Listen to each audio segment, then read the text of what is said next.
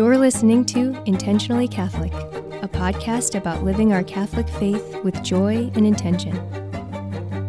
Hey, everybody. Thanks for listening. Welcome back to Intentionally Catholic. I'm Dan Hansen. I'm Father Ron Hutchinson. And Father Ron, my goodness, it has been a while. Yes, it has. We haven't done this in ages. Let's talk about that a little bit. You know, what did the last few months look like for you? Let's let people in on it a little bit. Well, unfortunately, as the fall started coming on, I started feeling. I thought I was dealing with some, just blues, from moving and getting used to the new place and all that kind of thing.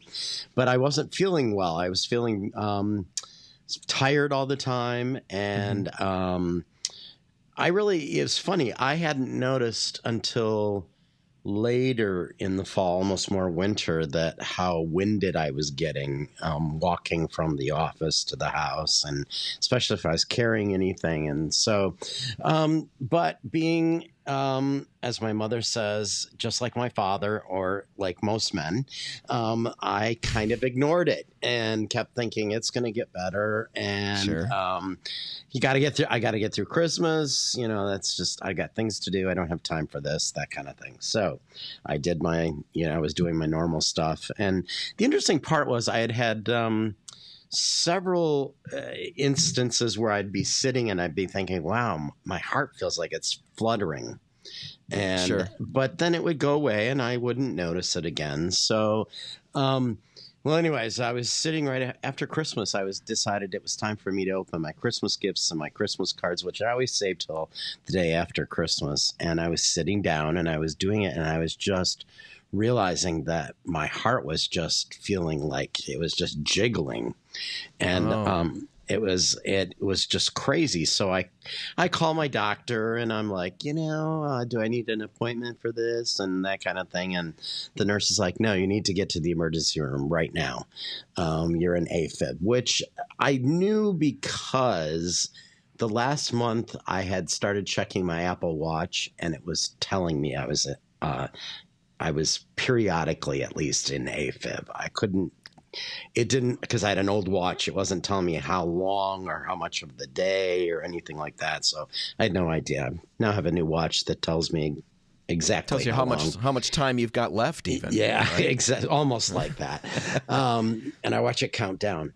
And so I went to the emergency room, not thinking anything of the fact that I was driving myself to Grand Rapids from Montague, making my way to the emergency room, and I get there and they're all like, "Who'd you bring with you?" I'm like, "Nobody. I came by myself." And they're like, that's just not allowed, and Right. kind of thing. I'm like, well, I got here, so we can't change this fact, So yeah, I was in AFib. They put me, the doctor at the emergency room put me on Eliquis, which is a blood thinner, because one of the things when you're in AFib, if it goes back into goes back into sinus rhythm, you could shoot a clot out of an area that blood collects in that for some reason. Okay. And if it shoots it out, then it could shoot a clot and you could have a stroke, or you can have, it can go into your lungs or whatever. Right. Okay. Lots of terrible possibilities. Yeah, lots of terrible possibilities. So, and then since then, I have been dealing with cardiologists. I have had a stress test. I have had sonograms of my heart. You name it. I feel like I've had it done. I've had blood tests. I've had, numerous things. And 2 weeks ago, I had the first of the steps to see if we could get my heart back in rhythm. I had what is called cardioversion. It's where they shock you with, like, similar to AED pads, and get your These heart. are the stand aside, clear. It's not like that. It's the pads where they put them on you. It's like when a person has a heart attack somewhere now and they have an AED. It's a device that can shock people. Although it does tell you to stand back too. The voice that's on the thing telling you how to do it. But that's what they use. They put pads on me front and back. And the So the crazy thing is they can do it 3 times in a day. I had it twice and it hadn't gone back in rhythm. The third time they decided to add 2 more pads front and back. One so they more doubled front it. and back. They doubled it, which meant they also doubled the amount of joules that was going to go through my body. And crazy enough, just as they got to the point that they finished putting the pads on, I started being conscious. You got to love that, huh? Not totally, but enough that I remember the moment. And I remember being shocked. And then I remember hearing he's in sinus rhythm. So, and since then, that was about let's tell our listeners, what did it feel like? What is it like a nice little buzz? No, it's not a nice little buzz. It is a massive amount of electricity going through your body, and you bounce on the table, and it hurts. I'm just going to say it hurts. I have grabbed hold of electric fences as a kid, and I would say as a hobby. No, my grandfather had a farm and like a ding dong.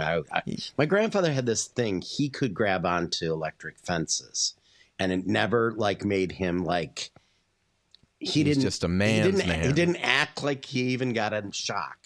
And so you'd say, "Is it on, Grandpa?" And he'd say, "No." And then he said, "Why don't you try it?" And my grandfather was a sadist. I don't know. I don't know. He enjoyed doing that, and that's what it sort of reminded me of. It was the only thing is very it's uncomfortable. It's very quick, but it's a really intense. And I grunted like crazy from it. And were they surprised to find you awake at that point? I think they were a little shocked, but at that point, it's also like everybody was shocked. You were shocked. They were shocked. It was over and done at that point. So, the funny thing is they're keeping you just under, but not terribly, unconscious. So the chances of you kind of starting to come out of it aren't that unusual. So, and it's funny. This is the second time I've had some kind of a procedure or a surgery where I was put under and I've woken up during it. Like I've become conscious. I don't know what it is, but I just seem to have that my tension. Stomach opened up? Yeah, I hope not.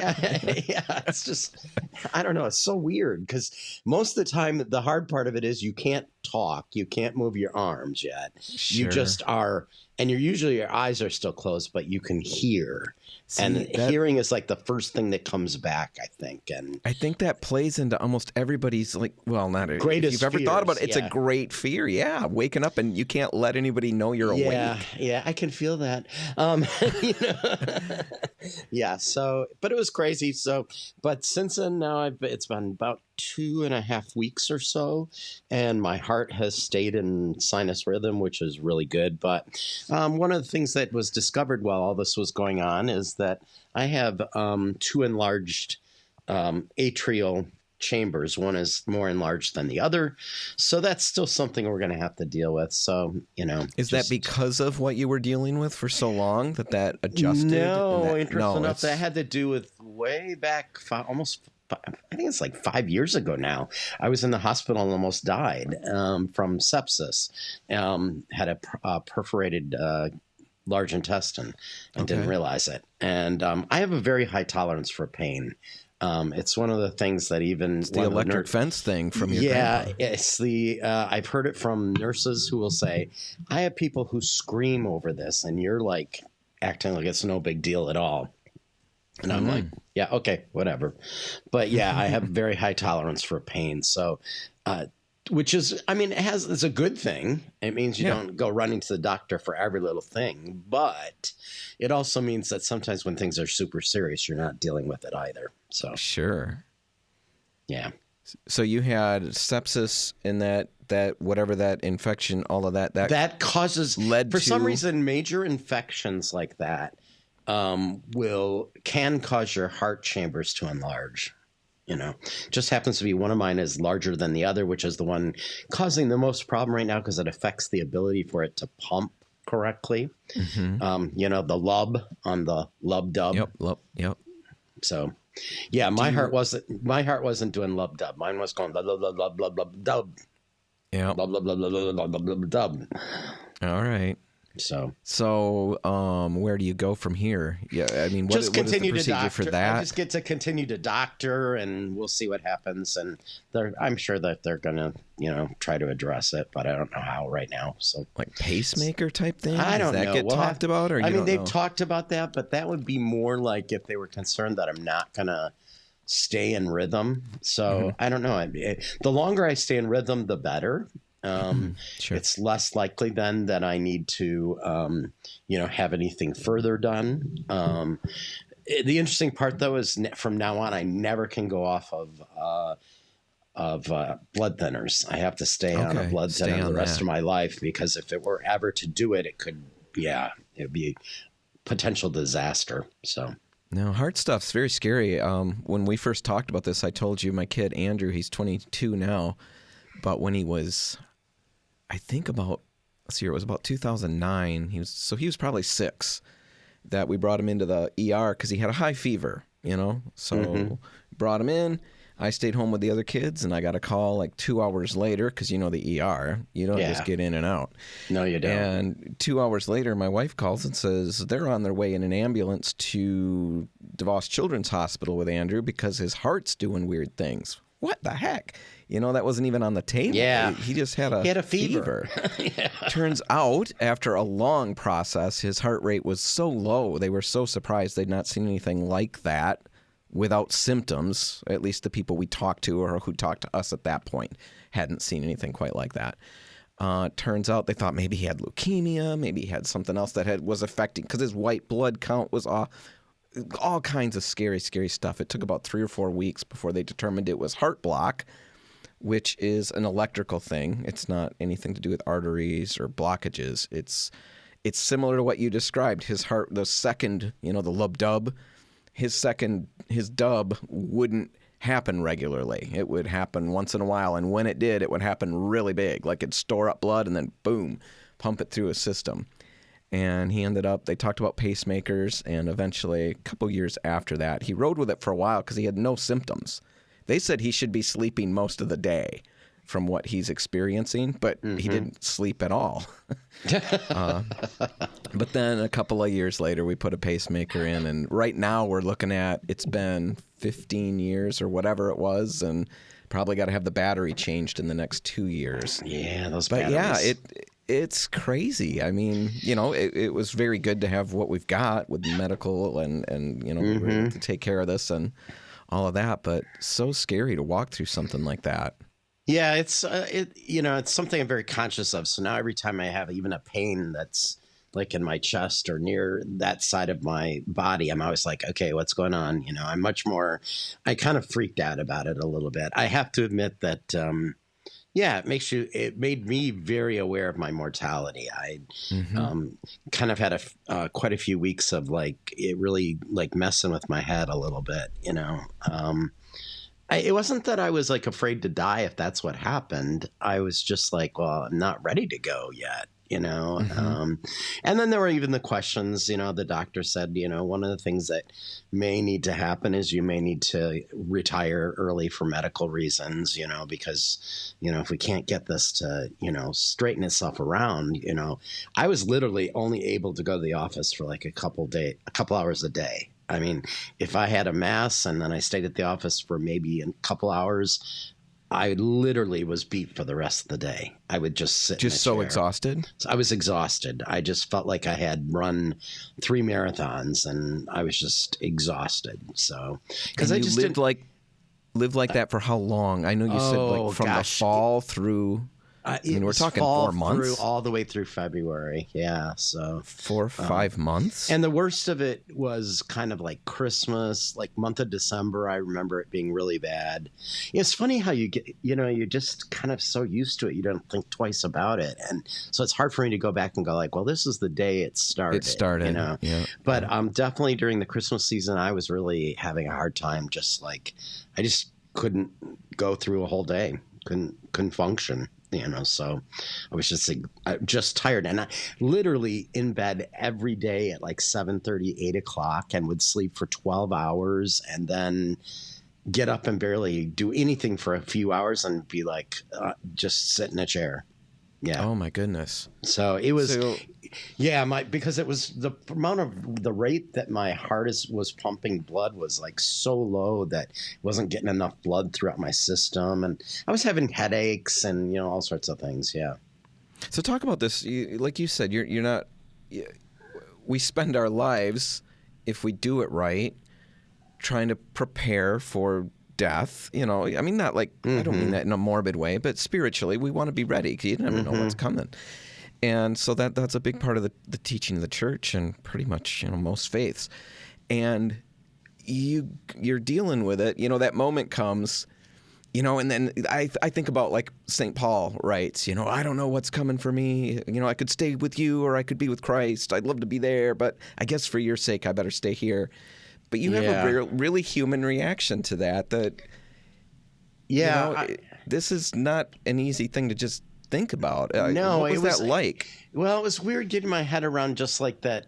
There were changes coming potentially, and I just wasn't ready for any kind of changes or, it's just, at 63, I didn't think of my, world as changing that dramatically. And it became a very real possibility. And and one of those aspects is that, there's always the potential that I could die from this or that, something could happen or I could have a stroke or, they were things that I was kind of freaked out. I'm not going to deny it.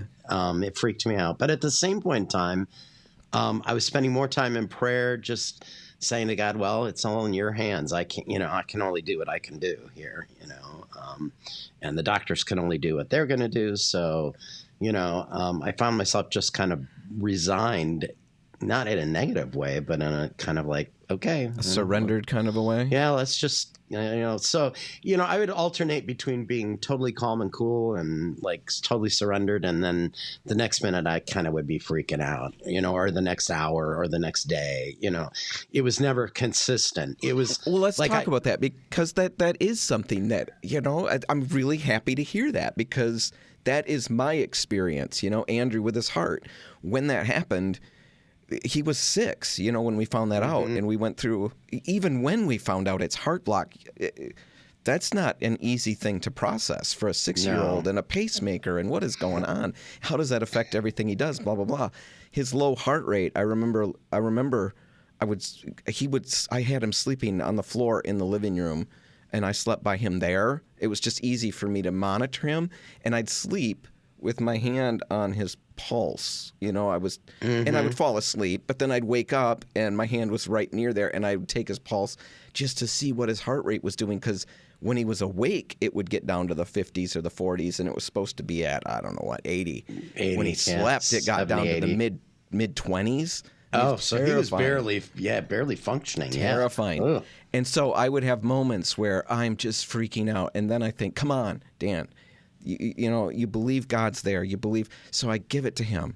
And I feel like, okay, I feel really good. And like 10 minutes later, an hour later, I'm right back. And I question my faith at that point. But that's very real, right? Yeah, I don't think we can beat ourselves up about it. I mean, I think it's the human condition, as much as we, want to believe that we can just be totally faith-filled and totally committed to, what that means of how we are to operate or how we're to live or how we're to, go about our day or whatever. I think we're human beings that, fear can enter into it at times, and or just, fear. It just, then you just start questioning everything, you start asking a lot of questions, is this, even the most faithful person is like, God, are you really here? Are you really here? And I don't think that that's a bad thing to question. It's just that we have to find a way to find the answer.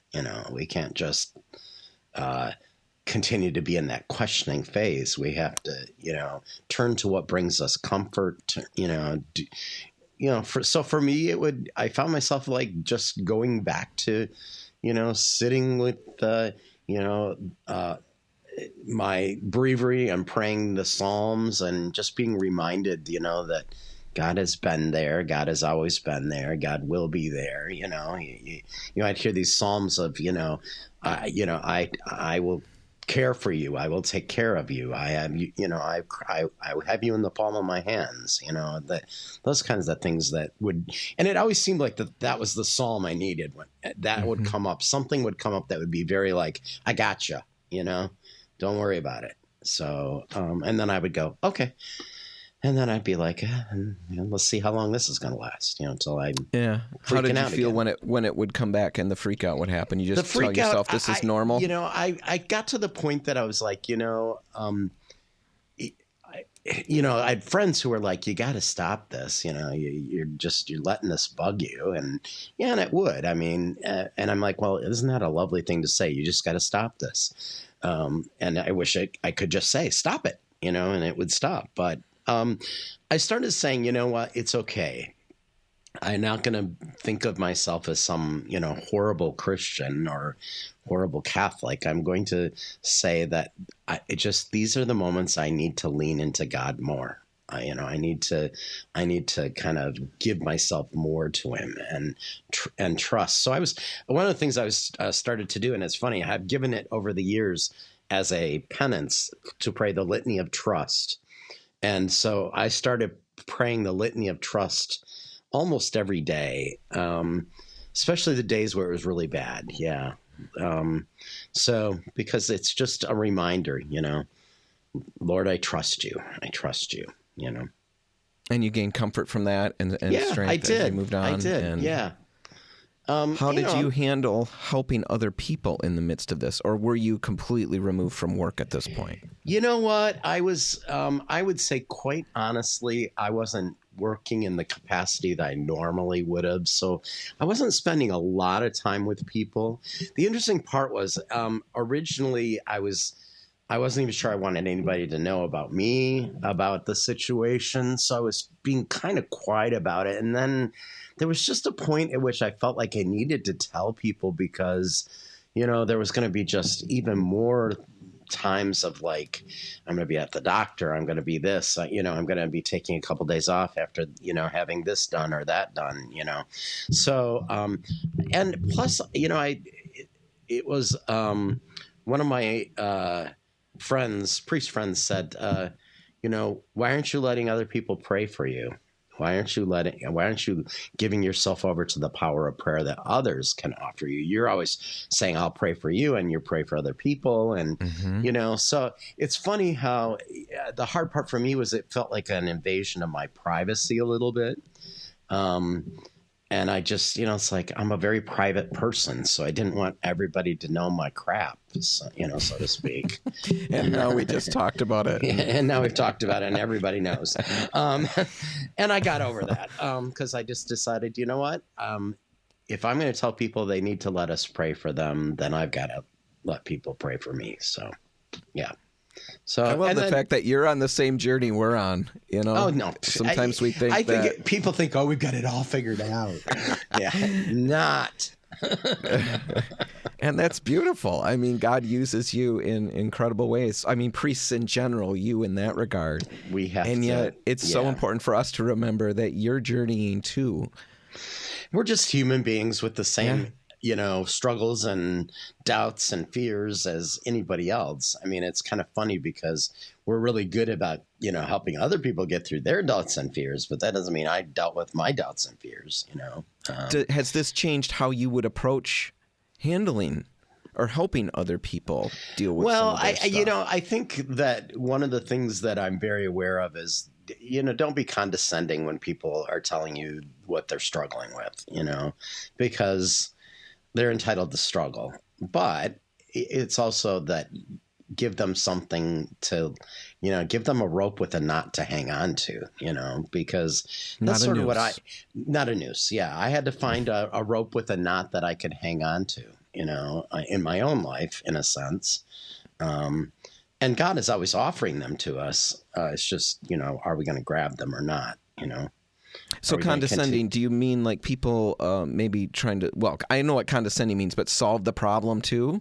Yeah, I mean, I think that we tend to sometimes, and even, I think all of us do it to others, especially especially to people we love the most, sometimes we're always like, get over it, that kind of thing, like move on, and so I think we have to acknowledge where people are really at and say, like, okay, it's okay that you're here, but you can't stay here, so, and that's what I needed to just realize I couldn't stay there too, When you see that and know that, that's easier. But when you're just being told that, oh my goodness. Yeah, it's the wrong timing. And that is hard. Yeah, maybe the wrong timing, but sometimes we need to hear that in order to I needed to hear it from friends too, that, okay, you're being really obsessive about this, Yeah. Don't let it control your whole day, your whole, existence, because there's not much you can do about it right now. You just have to kind of, take it a step at a time. So, yeah, I've watched many people journey through illnesses, especially like cancer, something that's very long term and or very involved, very frustrating, very, affects you dramatically. Mm-hmm. And, you can't just tell them like, get over it. You have to say, what do you need to journey through it? So, what do you need to do to journey through this? What do you need to feel more in control, more cared for, more, all of it, so, and the tendency for most of us, we don't want to talk about it. We don't want to let everybody know. Like when you're feeling it, you don't want to talk about it. I know when people are struggling, this is not a pretty thing, but I think when I hear a lot of situations where somebody is really dealing with something, I can be really, really empathetic for a while. And then if the pain is so present in them, it eventually starts to affect me, because now I feel so bad for that situation, and what that does is, rather than keep this empathy going, I want to be done with that. I want to not have that effect. It's almost a selfish thing about it. It drags us down. We get dragged down, and I don't want to be it. dragged down by that pain. And somehow finding a way to just listen and let that wash off. Because that's sometimes what people need to do, is they just need to tell you what they're going through, and they don't need a solution from me. Yeah, and that's the other thing, is I think we tend to always want to like fix it. Let's fix it. And it's like, well, it's not fixable right now. So just walk with me, Mm-hmm. You don't have to do anything. You don't have to even say anything. Just walk with me, Let me know in the you're garden, there. Jesus just wanted the disciples there awake. He wasn't asking them to fix anything, do anything, but just kind of journey with me through this thing that I've got to do. Yeah. Yeah. So be with me. Yeah. And so I think that is something that, mine certainly wasn't to the extent that, many people deal with things, but, Sure. It has helped me recognize how we have to approach people going through things, or how we should approach. Mm-hmm. What does prayer look like for you in this? You said we went back my to prayer life stuff. really sucked during that period of time. Well, I'm so glad to hear that. Well, I wanted so badly to have the energy for it, but I didn't have the energy for it. And it's interesting, when I was in the hospital for the 7 weeks with sepsis, my prayer during that time was almost negligible. It would be like, okay, God, here's another day, Mm-hmm. help me through it, so, but I couldn't focus to pray, to spend time, because, a hospital is not a place that's conducive to prayer. Let me just assure you, which is why I do think we have to pray for others, especially in those situations, because we have to carry them in those moments, because that isn't the time for your best prayer life. It's just not going to be. And that's something we can do as, that's outside of it. We always say, what can I do to help? What can I do to help? And most of the time we're looking for something really tangible, give me $25, give me $100, Mm-hmm. make a dinner for somebody. That's, wow, I'm doing something. So often, I don't know how everybody else feels. This is how I feel. I know the truth of it. but sometimes it feels so empty to say, I'll pray for you. And that is so messed up in a way. I mean, if we really believe that prayer does what it does, that's not an empty offer. That's not just, unless I'm making it as an empty offer. I started to find that very comforting for people as they were leaving church over the last month or so, saying to me, we're praying for you every night, and it was kind of like, well, thank you, because I'm not always praying for me every night. Yeah, I think that's, So, it became very comforting to hear people say, you're being remembered. We pray a rosary for you every night, or, that kind of thing. So, yeah, I think we've got to recognize the power of prayer isn't always our own power, that we're for ourselves, but other people are offering for praying us. for us as well. One other thing along those lines that I don't know how what you think about this or any opinion at all, but I come from a Protestant background, and so prayer for me has always been, and like it can be for Catholics as well, but we would have long, off-the-cuff conversations with God. That was prayer. You just have this big, long conversation. And I talk to so many Catholics, and jumping into the Catholic world, there's a lot of written prayer. There's a lot of memorized prayer, the Rosary, and you name it, Hail Mary, and the Litany of Trust, all of those things. And from a Protestant perspective, whenever many years ago, that always seemed so rote, and it seemed so meaningless. If I would look at other people that you have to read your prayers, that's how I looked at it, if I even thought about it. When I went through things like with Andrew, and that was before I was Catholic, but he had other things throughout, related to this that would cause concern, or other things that happened in the family. There are a couple of events where, an unexpected death occurs, and it just shocks everybody.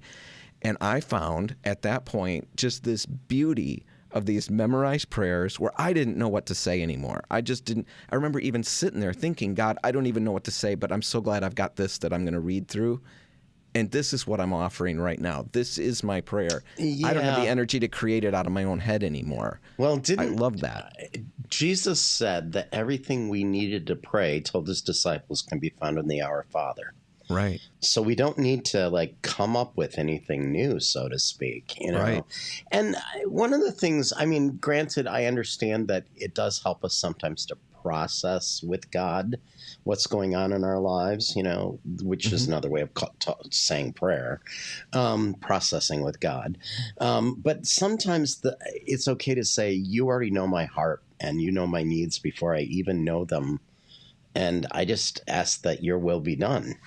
To me, that's the best prayer we can offer too, because I don't know that I need to vocalize every single little need I have. It's exhausting.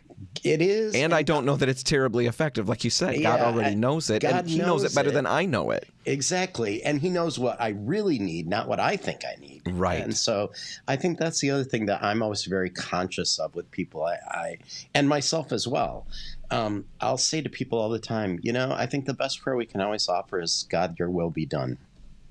And help me to be open to that, whatever that may be. Because if not, we start telling God what we think we should have and how it should work and how it should look. And I always wonder if that's prayer or just us trying to get our way, Mm-hmm. Yeah. No, so I completely. Yeah. Get So that. I'm not a, I've never, born and raised Catholic. I'm not really good at the whole, spontaneous prayer kind of thing. Ask me to say a blessing over the food, and I can come up with a couple lines, and then I always end it with, bless us, O Lord, and these are gifts which we're about to receive from thy bounty through Christ our Lord. Amen. Well, there we go. Yeah. No, I don't think it's bad. I do agree with what you're saying with the idea that, because that's crossed my mind too. I don't need to tell God what I think I need. He knows what I need. So why don't I just let Him handle that and take care of that and just pray for my own heart to be open for it. Why don't I let God be God? He doesn't need a co-pilot. Yeah. I think Carrie Underwood's song was "Jesus Take the Wheel," not I'm going to hang on to the wheel and you can too. Yeah. See, I always figured it just because she's changing the music or something, but maybe it was more permanent than and just control the car for a second here. Is there anything that you would say you learned? I mean, this wasn't. Well, I was going to say it wasn't a death door experience, but there were moments where it was very serious like that. Is there something you learned in this that maybe you wouldn't have learned through the normal living? The one thing that I've been very conscious of is the need to give myself a break. That, I'm not always going to handle it perfectly. I'm not always going to, be my best self. I'm not always going to, really trust God in all of this. And all of that is very real, and it's not the end of the world. God knows our real hearts, and, the things, our fears are not where our heart really resides. Our fears are often the thing that are trying to overshadow where we really reside. That's one of the things. Just be patient with ourselves, because it's easy to, beat ourselves up afterwards and say, yeah, boy, I could have been so much better through that. I could have been a more faithful person, and whether we like it or not, we all have reasons for wanting our lives to go on. I always say to people, if I had to die today, I'm fine with that. And I am, I'm not afraid, or in that sense, but, at the same point in time, we all have things we want to do, or people we don't want to see hurt, or, you name it, so, I think we can't deny that that's very real, and that's human, and God made us this way. So, our fears are part of what we struggle with, and God knows that we need help with them at times. So, well, I think even just saying it out loud, and like you said, giving yourself the grace to get through it, it's not going to go away by pretending it's not there. Mm-hmm.